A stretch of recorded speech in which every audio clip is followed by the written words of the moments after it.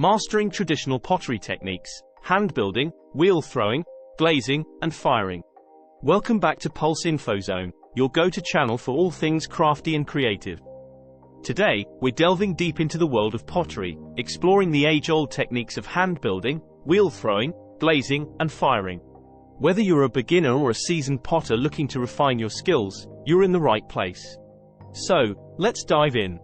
Hand building techniques. Hand building is one of the oldest methods of creating pottery, dating back thousands of years. It's a versatile technique that allows for endless creativity and expression. Here's how it's done. 1.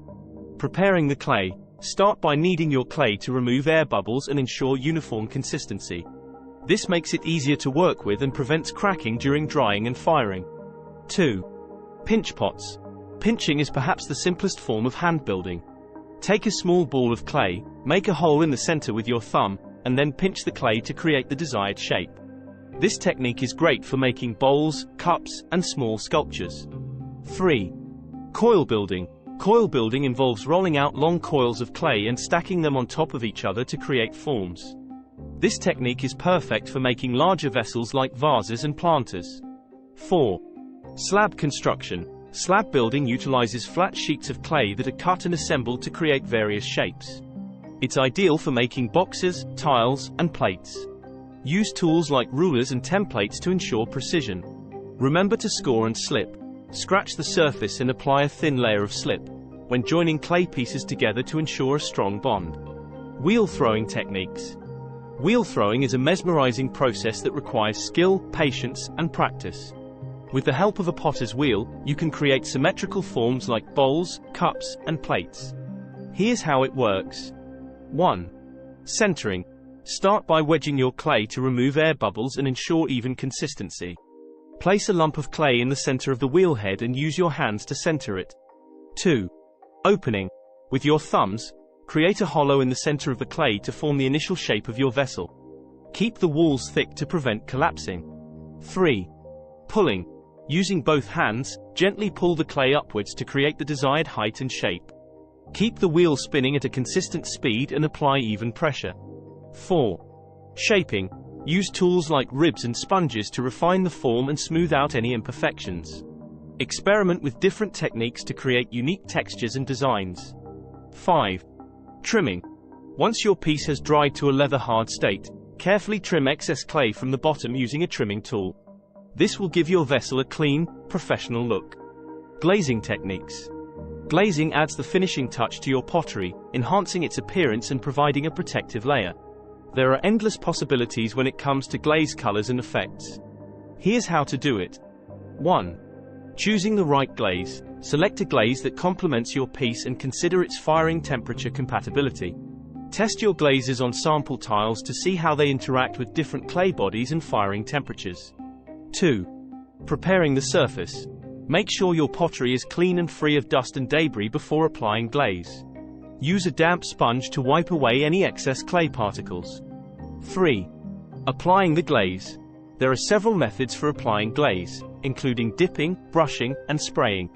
Experiment with different techniques to achieve the desired effect. Make sure to apply multiple thin coats for even coverage. 4. Decorating. Get creative with decorations like wax resist, graffito, and layering multiple glazes to create depth and complexity in your designs. 5. Firing. Once your pottery is fully glazed and dried, it's time to fire it in the kiln. Follow the recommended firing schedule for your glazes and clay body to ensure optimal results. Firing techniques.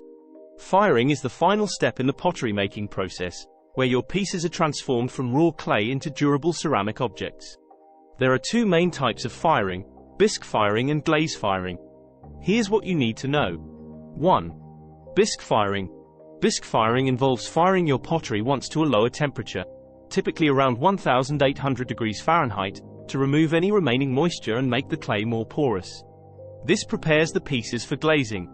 2. Glaze firing. Glaze firing is the second firing, where your pottery is heated to a higher temperature, usually between 2200 degrees Fahrenheit and 2400 degrees Fahrenheit, to melt the glazes and fuse them to the clay surface. This results in a smooth, glassy finish. 3. Loading the kiln. When loading the kiln, make sure to leave enough space between pieces to allow for proper airflow and prevent them from touching. Place kiln furniture like stilts and shelves strategically to support your pottery and maximize space.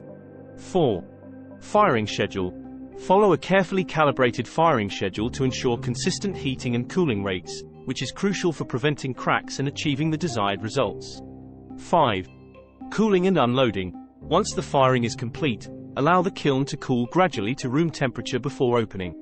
Be patient and resist the urge to rush the cooling process, as rapid temperature changes can cause thermal shock and damage your pottery. Section 5. Environmental considerations. Pottery making, like any other craft, has its environmental implications. Let's take a look at some of the pros and cons. Pros. 1. Natural materials. Pottery is typically made from natural materials like clay, which are abundant and renewable. Unlike plastics and other synthetic materials, clay is biodegradable and poses minimal harm to the environment. 2. Durable and long-lasting. Well-made pottery pieces can last for generations if cared for properly, reducing the need for frequent replacements and minimizing waste. 3. Local and sustainable. Many potters source their clay locally, reducing the carbon footprint associated with transportation. Additionally, small-scale pottery studios often prioritize sustainable practices like recycling clay scraps and using eco-friendly glazes. Cons. 1. Energy consumption. Firing pottery requires high temperatures, which consume significant amounts of energy, especially in large-scale production facilities. Traditional kilns fueled by gas or electricity can contribute to greenhouse gas emissions and air pollution. 2. Water usage. Pottery making involves frequent use of water for tasks like clay preparation, cleaning, and glaze mixing. While water usage can vary depending on studio practices, it's essential to minimize wastage and consider water-saving techniques. 3. Waste generation. Pottery production generates waste in the form of trimmings, scraps, and imperfect pieces. While some of this waste can be recycled or reused, there's inevitably some level of material loss throughout the process. Despite these challenges, many potters are actively exploring eco-friendly alternatives and adopting sustainable practices to minimize their environmental impact. By supporting local artisans and choosing handmade pottery, consumers can contribute to a more sustainable future for the craft. Fun facts about pottery. Now, let's lighten the mood with some fascinating tidbits about pottery. 1. Ancient origins. Pottery making dates back to around 10,000 BCE, making it one of the oldest known human inventions. The earliest pottery vessels were hand-built and fired in open fires or simple pit kilns. 2. Historical significance. Pottery has played a crucial role in human history, serving as containers for food, water, and other goods, as well as objects of cultural and artistic expression. Archaeologists often study pottery shards, known as sherds, to learn about ancient civilizations and trade networks. 3. Secrets of the kiln. The colors and textures of pottery are often influenced by the firing process. For example, reducing oxygen levels in the kiln can produce unique effects like metallic lusters and iridescence in glazes. 4. Raku ceramics. Raku is a Japanese pottery technique characterized by rapid firing and post-firing reduction in combustible materials like sawdust. This produces distinctive crackle patterns and metallic finishes prized by collectors. 5. Pottery in space. Believe it or not, pottery has even made its way into space. NASA astronauts aboard the Space Shuttle Endeavour conducted experiments in microgravity pottery making during the STS-47 mission in 1992, exploring how clay behaves in zero gravity. Pottery isn't just a craft, it's a window into our past, a testament to human creativity, and a source of endless fascination. So, the next time you admire a beautifully crafted ceramic piece, remember the rich history and artistry behind it. And with that, we wrap up our journey through the world of pottery. Don't forget to like, share, and subscribe to PulseInfoZone for more fun and informative content. Thanks for watching, and until next time, keep creating.